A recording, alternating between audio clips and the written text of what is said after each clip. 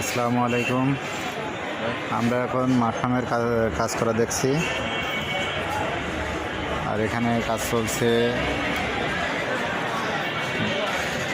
10 ঘোড়া মোটরের কাজ চলছে 10 হর্স পাওয়ার।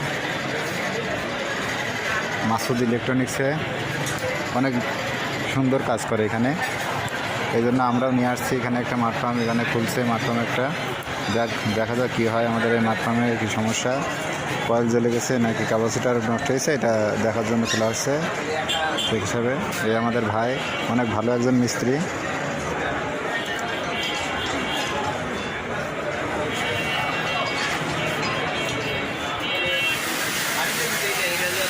আপনারা দেখছেন এই দোকানে অনেক মালামাল আছে,